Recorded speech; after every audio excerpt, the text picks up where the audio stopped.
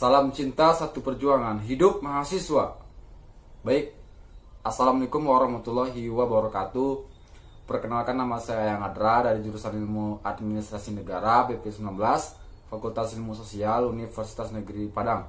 Baik, pada pertemuan kali ini, di video kali ini, saya akan mencoba membahas atau mempresentasikan materi mata kuliah Manajemen Sumber Daya Manusia Sektor Publik tentang pertemuan ke-12, yaitu jenis-jenis pembinaan sumber daya manusia sektor publik.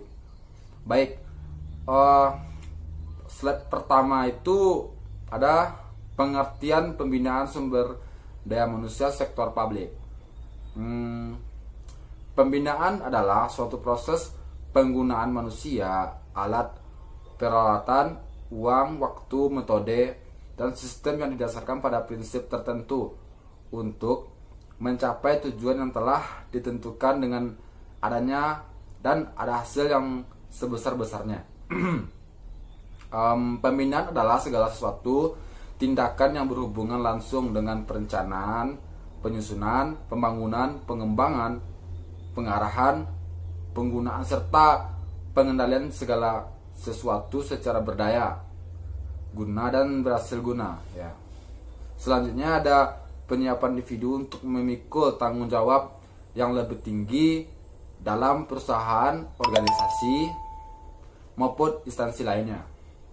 Jadi di sini saya ambil kesimpulannya, pengertian dari pembinaan sumber daya manusia sektor publik itu adalah suatu proses ataupun metode yang digunakan untuk melakukan pengembangan, pengarahan, serta pengendalian bagi seorang individu untuk memiliki tanggung jawab yang lebih tinggi dalam suatu perusahaan, organisasi maupun instansi lainnya dalam mencapai tujuan tertentu. Nah, itulah yang dimaksud dengan pengertian pembinaan sumber daya manusia sektor publik.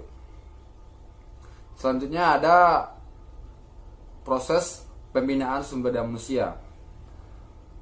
Ada general treatment needs, yaitu penilaian kebutuhan pelatihan bagi semua pegawai dalam suatu klasifikasi pekerjaan tanpa memperhatikan data mengenai kinerja dari seorang pegawai tertentu.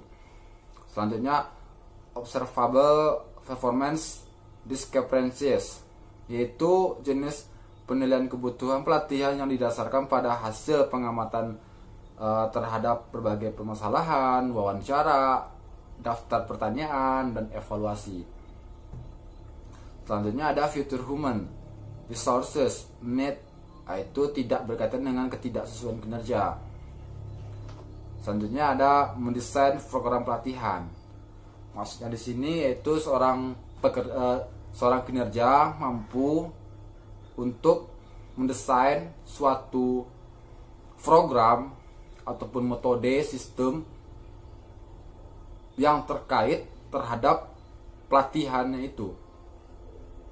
Selanjutnya ada pelaksanaan pelatihan.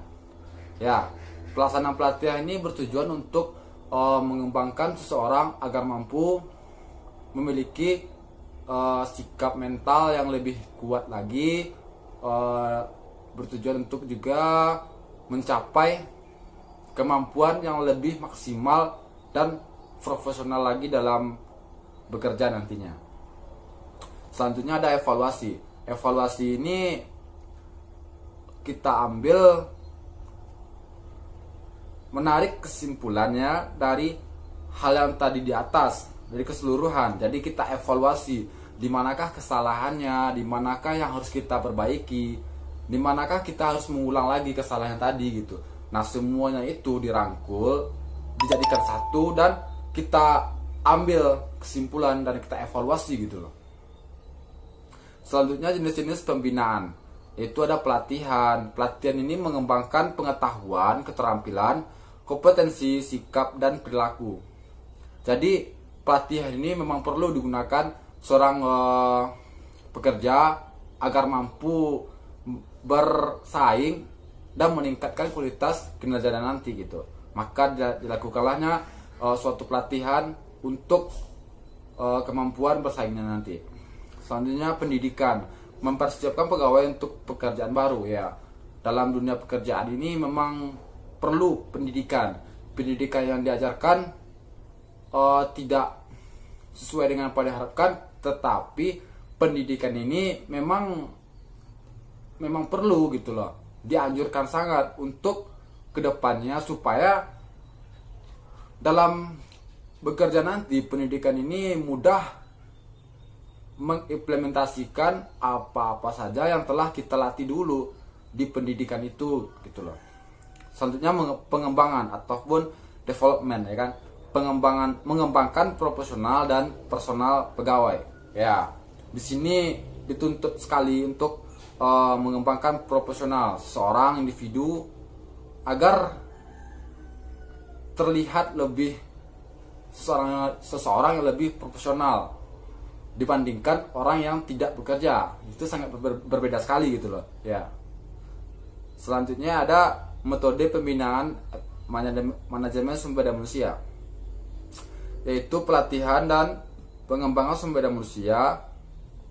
Metode pelatihan yang dipilih hendaknya sesuai dengan jenis pelatihan yang akan dilaksanakan dan yang dapat dikembangkan oleh suatu organisasi.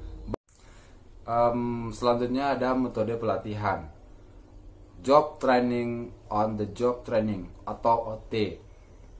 Disebut juga dengan pelatihan dengan instruksi pekerjaan sebagai suatu metode pelatihan dengan cara para pekerja atau calon pekerja ditempatkan dalam kondisi pekerjaan yang real. Yang real di sini maksudnya itu nyata, tidak ada yang disembunyikan. Yang real ini juga maksudnya tampak gitu loh, jelas. Dan di bawah bimbingan dan supervisi dari pegawai yang telah berpengalaman atau seorang supervisor. Salah satu pendekatan on the job trial. Selanjutnya yang terakhir ada manfaat pembinaan.